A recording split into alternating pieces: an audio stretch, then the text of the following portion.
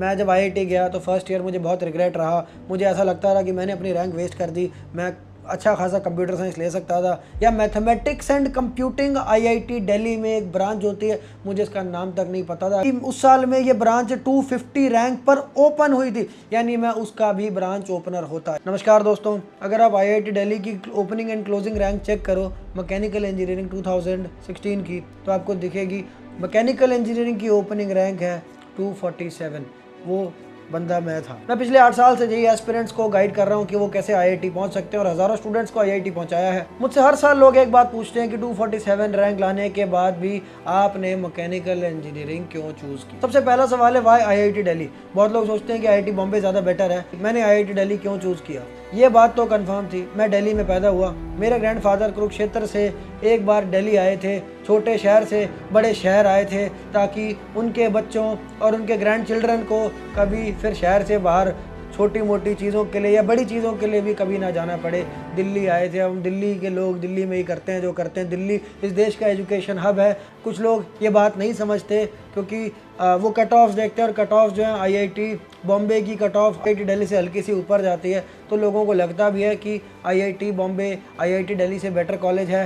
पर एक तो मैं दिल्ली का था तो आईआईटी दिल्ली ही मेरे लिए फोरमोस्ट प्रायोरिटी थी। ड्रीम कॉलेज तो मेरा आईआईटी दिल्ली ही था। मगर एक्चुअल नंबर्स में भी अगर आप जाओ तो आपको पता चलेगा कि इस देश में सबसे बेस्ट कॉलेज आईआईटी दिल्ली है और आईआईटी बॉम्बे उसका क्लोजेस्ट कंपेटिटर है। फिर बात आती है कि मैंने मैकेनिकल इंजीनियरिंग क्यों ली। 247 रैंक पर मुझे आईआईटी खड़गपुर में कंप्यूटर साइंस भी मिल जाता, पर मेरा इंक्लिनेशन तो आईआईटी दिल्ली की तरफ ही था। अपने घर में 12th पास करने वाला मैं पहला पर्सन था। आईआईटी क्रैक करने के लिए मुझे गाइड करने वाला कोई नहीं था। मैंने बहुत मेहनत से हर रोज 16 घंटे पढ़ के आईआईटी में ऑल इंडिया रैंक 247 हासिल की, मगर उसके बाद क्या करना है मुझे अगेन नहीं पता था। मैं अपने आसपास मोहल्ले में जो कि टियर 3 इंजीनियरिंग कॉलेजेस के कुछ इंजीनियर थे उनसे मैंने एडवाइस ली और उनकी गलत एडवाइस मुझे बहुत ज़्यादा महंगी पड़ी। उन लोगों ने मुझे बोला कि तेरा इंटरेस्ट ना मैकेनिक्स में बहुत ज़्यादा है, मैं तेरे को जानता हूँ, तेरा दिमाग ना मैकेनिकल वाला है, मैकेनिकल इज़ एवरग्रीन ब्रांच। उन्होंने मुझे इस तरह बोला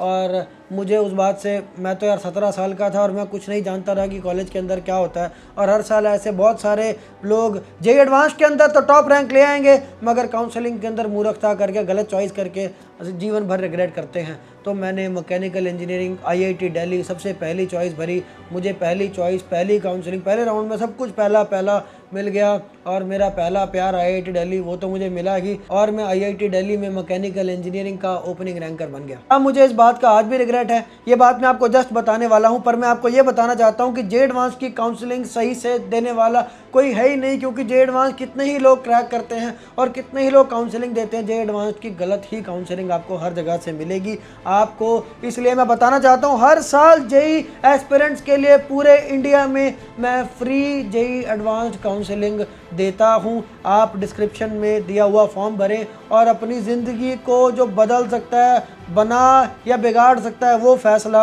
आप इन्फॉर्म होकर ढंग से लें। आप अगर नीचे वाला फॉर्म भरते हैं तो तुरंत, अब कुछ ही दिन बचे हैं, तुरंत हमारी टीम आपको रीच आउट करके आपके लिए बेस्ट चॉइस फिलिंग या आपकी कोई अगर मौजूदा चॉइस फिलिंग है तो हम उसको प्रॉपरली अरेंज करके आपको देंगे। उसमें कोई भी प्रॉब्लम होगी तो हम उसको ठीक करेंगे और फाइनल अप्रूव्ड चॉइस फिलिंग आपको फ्री ऑफ कॉस्ट देंगे। हम ये जनहित में करते हैं कि जो प्रॉब्लम मेरे साथ हुई ना, निशान जिंदल ने जो फेस किया, वो किसी और बच्चे को फेस ना करना पड़े। अब इस बात पर आते हैं कि क्या मुझे अभी भी इसका रिग्रेट है। तो मैं आपको बताना चाहता हूँ कि भगवान अपने तरीके से खेल खेलता है।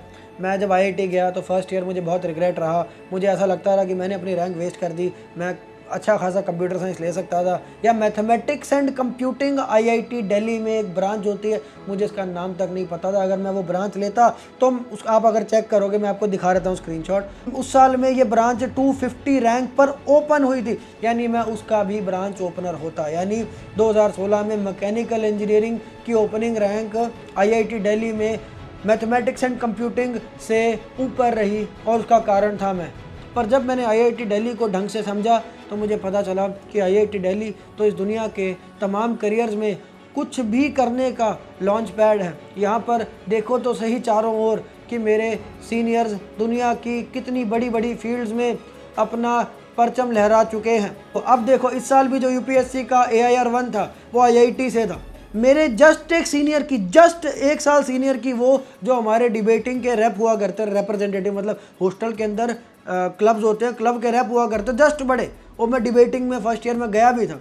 वो बंदे की ऑल इंडिया रैंक 18 है यूपीएससी में। आईआईटी दिल्ली इस पूरे दुनिया में कह रहा हूँ मैं, इंडिया में नहीं पूरी दुनिया में, जो यूनिकॉर्न कंपनीज यानी वो कंपनीज जिनकी मार्केट वैल्यू 8,000 करोड़ से भी ज़्यादा होती है, वो बनाने वाला दुनिया में थर्ड टॉप कॉलेज है। पूरी दुनिया में थर्ड नंबर पे आता है और इंडिया में नंबर 1 पे आता है। इंडिया में 25% यूनिकॉर्न के फाउंडर्स आईआईटी दिल्ली से हैं। मेरे सीनियर्स, कुछ भी आप नाम लो करियर का, CAT, research, higher education, politics, आप नाम लो और हर जगह मैंने देखा मेरे सीनियर्स। मैंने उन लोगों से बहुत कुछ सीखा और वो मेरे सदा के लिए दोस्त बन गए। मैं एक लोअर मिडिल क्लास बैकग्राउंड से आता हूँ और मेरी पहुँच कैसे ही कुछ बन जाएगी, पर आईआईटी जाने की वजह से मैं ऐसे लोगों से मिल पाया जो अब इंडिया के तमाम बड़े शहरों में, दुनिया के तमाम बड़े देशों में, अमेरिका के मेजर शहरों में, हर जगह मेरे पास मेरे लोग मुझे मिल जाते हैं, जिससे मुझे आपको मैं बता नहीं सकता कितने वेज में बेनिफिट होता है। आईआईटी दिल्ली में मैंने एंटरप्रेन्योरशिप का पाथ चूज़ किया। भारत पे मेरे सीनियर की बनाई हुई कंपनी है, 1 साल ही सीनियर थे शाश्वत नकरानी, जिनकी टेक्सटाइल ब्रांच थी। जो लोग कहते हैं कि यार टॉप ब्रांच लेनी चाहिए, टेक्सटाइल में कुछ नहीं है, टेक्सटाइल ब्रांच के थे मेरे सीनियर। भारत पे की आज मार्केट कैपिटलाइजेशन 30,000 करोड़ रुपए से ज़्यादा है। भारत पे के सीनियर के साथ और भी स्टार्टअप के सीनियर्स के साथ मैंने काम किया, इससे मैंने टेक एंटरप्रेन्योरशिप, टेक स्टार्टअप्स किस तरह करते हैं ये बखूबी सीख लिया। अपने सीनियर से जो मैंने सीखा उससे मैंने अब तक 6 स्टार्टअप्स किए, जिनको मैं अलग अलग स्टेज पर लेकर जा चुका हूँ। 3 बार फंड रेज कर चुका हूँ। एक स्टार्टअप मैंने बिट्स पिलानी में इंक्यूबेट कराया था कॉलेज में हार्ड बिजनेस को समझने के लिए। यानी यार हम टेक तो बना लेते हैं, पर मैंने कहा टेक से हटकर भी चीज़ करते हैं। मैंने अपनी एक खुद कॉलेज में रहते हुए रेस्टोरेंट चेन बनाई जिसका नाम है हाउडी। अगर आपका कोई दोस्त दिल्ली यूनिवर्सिटी में पढ़ता है तो वो ज़रूर इसका नाम जानता होगा। आज से 11 महीने पहले मैंने अपनी ऑर्गेनाइजेशन भारत स्कूल की स्थापना की। आज हम 38 लोगों की टीम के साथ इंडिया के one of the fastest growing edtech organisations हैं। कभी कभी मैं सोचता हूँ कि उस वक्त अगर मैथमेटिक्स एंड कंप्यूटिंग ले ली होती तो शायद मैं आज एक साधारण कंप्यूटर साइंस वाली जॉब पे 40-50 लाख के पैकेज पर किसी मल्टीनेशनल कंपनी में बस एक कोडर होता। एडवांस्ड में रैंक लाने के बाद भी बच्चे हर साल अपनी नासमझी का प्रदर्शन करते हैं। किसी को केमिकल रिएक्शंस पसंद है या केमिस्ट्री पसंद है तो केमिकल इंजीनियरिंग ले ली। भाई केमिकल इंजीनियरिंग और केमिस्ट्री में ज़मीन आसमान का अंतर होता है। केमिस्ट्री अगर पसंद है तो बीएससी केमिस्ट्री करी जाती है मेरे भाई।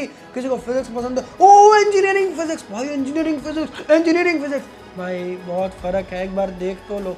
ऐसी हवाई जहाज बनाना पसंद था मुझे बचपन में कागज़ के, तो मैं एरोस्पेस ले लूँगा। एक मेरी हाथ जोड़ के विनती है, आप जाके जो भी ब्रांच लेने वाले हो उस कॉलेज की वेबसाइट पर जाकर उस ब्रांच का कोर्सेज ऑफ स्टडी पढ़ो और देखो वहाँ पर आप इंजीनियरिंग में 50 कोर्सेज जो करने वाले हो वो क्या होंगे, क्या पढ़ रहे होगे आप, ये तो करो ही। मगर आप अगर ये नहीं भी कर सकते तो भी आप डिस्क्रिप्शन में दिया हुआ फॉर्म भरो। मेरी टीम आपको सही चॉइस लेने में मदद करेगी, वो भी फ्री ऑफ कॉस्ट। आप लोगों ने बहुत बड़ी चीज़ अचीव की है और बहुत सारे लोग जिन्होंने नहीं भी अचीव किया वो भी ये चीज़ देख रहे होंगे। मैं आप सबको एक बात कहना चाहता हूँ कि अपनी काउंसलिंग ख़राब मत करना। आप लोगों के लिए इशू सॉल्व करने के लिए हर साल मैं जे एडवांस रैंकर्स की फ्री काउंसलिंग करवाता हूँ। अभी के अभी डिस्क्रिप्शन में दिया हुआ फॉर्म भरें और हमारी टीम आपको रीच आउट करेगी। बाकी मुझे कमेंट्स में बताओ कि आप मोस्ट प्रोबेबली किस आईआईटी में जाने वाले हो। मैं हो सकता है आपके आईआईटी में मीटअप करने भी आऊँ। मिलते हैं आईआईटी में। बहुत बहुत धन्यवाद।